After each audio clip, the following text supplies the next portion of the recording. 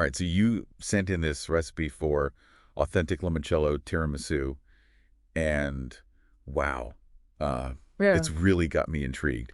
Classic tiramisu, Yeah. but with a twist. With a twist. So we're talking lighter, brighter take on the traditional, Mm. and today we're going to break down, what makes this recipe really sing. Yeah, you hit the nail on the head with lighter and brighter. What we're doing is we're swapping out that coffee soak for a limoncello syrup. Okay. And that's really where the magic starts. All right, so right off the bat, we're shaking things up. Yeah, But can you break down, what limoncello is for those listening who might not be familiar? absolutely. So limoncello is an Italian liqueur, and it's made from lemons, specifically the zest. So you get this incredible burst of lemon flavor. It's sweet, it's tart, and it's incredibly aromatic. Mm. But what's really interesting is how that flavor profile of the limoncello interacts with the other elements of the tiramisu. Okay, so you said flavor profile. Yeah. You sound very fancy. Oh. But break it down for me. Like, what are we talking about here? Yeah, so you have, the obvious citrus notes, right? But there's more to it than that. A good limoncello will also have these subtle floral hints. Wow. Maybe even a touch of herbal complexity, depending on the variety of lemon that was used to make it. And when you combine that with the richness of the mascarpone and then that slight bitterness from the cocoa powder, you create this truly multi-layered Right. taste experience. Yeah. Okay, so the limoncello is bringing a lot more to the party than just, straight up lemon juice. Oh, for sure. That's for sure. Yeah. I'm also curious about those ladyfingers. What's Yeah. the big deal about them? So ladyfingers are essential to tiramisu for one main reason, and that is their texture. They're light, they're airy, and they're incredibly porous. Yeah. And what that means is they act like these little sponges that soak up all that delicious limoncello syrup. Okay. And because they're so delicate, the key is to avoid over-soaking them. 1 to 2 seconds per side, and that syrup is all you need. Okay, you don't want them to be mushy. Nope. Now, I've made tiramisu before, and I have to admit, I have definitely over-soaked the ladyfingers a time or two or more. Right. What's the science behind why that's such a no-no? It all comes down to gluten. So ladyfingers have a relatively low gluten content, and that's what gives them that delicate structure. But when they get too wet, the gluten breaks down and you lose that airy texture and you just end up with a soggy mess. Ah, so it's a delicate dance Yeah. between soaking up flavor and maintaining that structure. Exactly. Okay, now let's move on to the heart of the tiramisu, Yes. the mascarpone. I know it's an Italian cheese, but what makes it so special for this dessert? So mascarpone is a cream cheese. However, it's much richer and much less tangy than maybe what you're used to. It's incredibly smooth, and it has a naturally sweet flavor that pairs perfectly with the limoncello.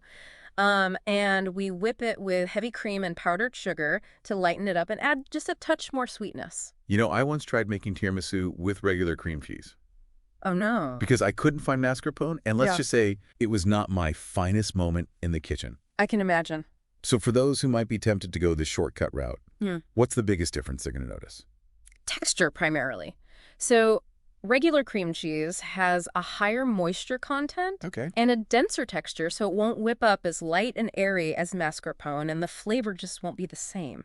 You'll miss that subtle sweetness and richness that makes mascarpone so perfect for tiramisu. All right, so we've got our limoncello-soaked ladyfingers and that luxuriously whipped mascarpone cream. Yes. It's time to talk assembly. How do we bring all these elements together? Okay, so think of it as building this delicious tower of flavor and texture. I like it.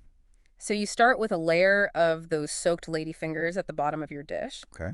Then you spread half of that beautiful mascarpone cream over the top. Right. Now you repeat another layer of ladyfingers and the remaining mascarpone cream on top of that. So simple, Yeah. yet elegant.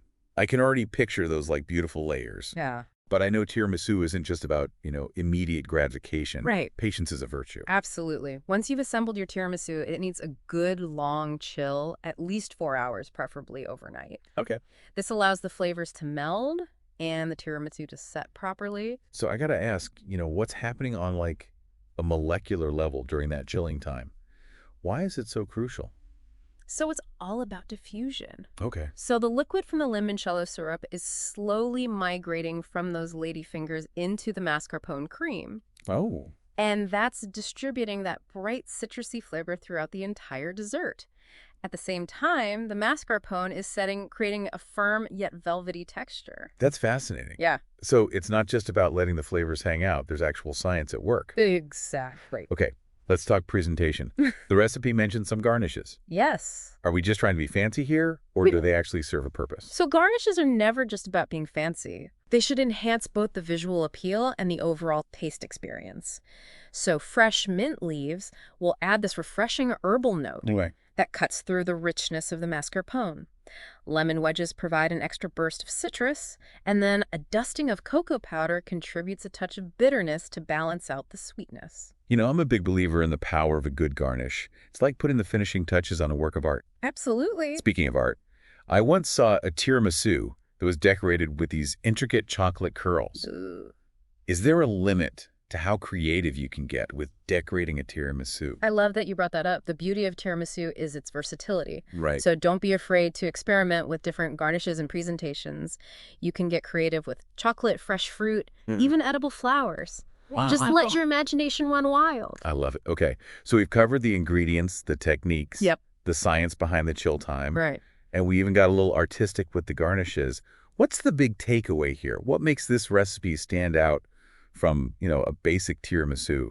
This recipe isn't just about following steps, It's about understanding the interplay of flavors and textures and techniques.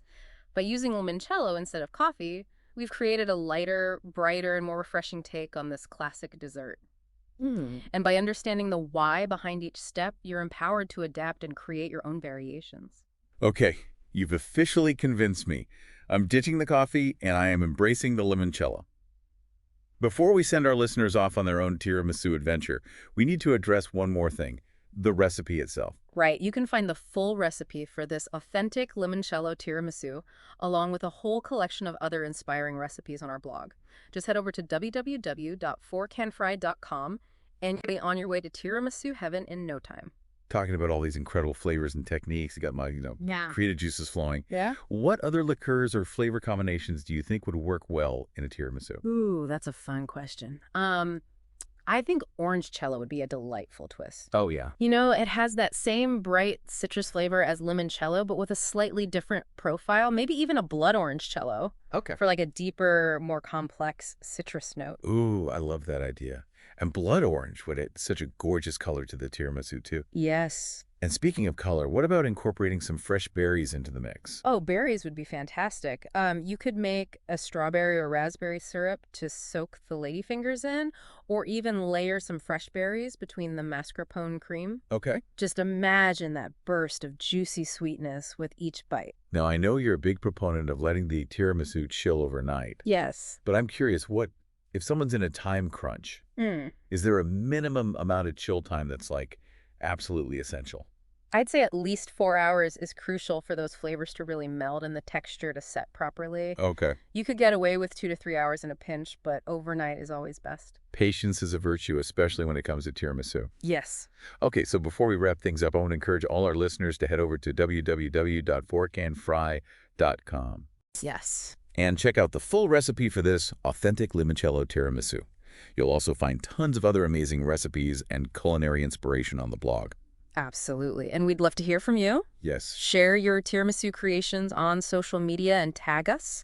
Let us know what flavor combinations you come up with or any tips and tricks you discover along the way. So there you have it, folks. We took a deep dive into the world of authentic limoncello tiramisu. It's a dessert that's both familiar and surprising, and with a little creativity, the possibilities are endless. Now go forth and create your own tiramisu masterpiece.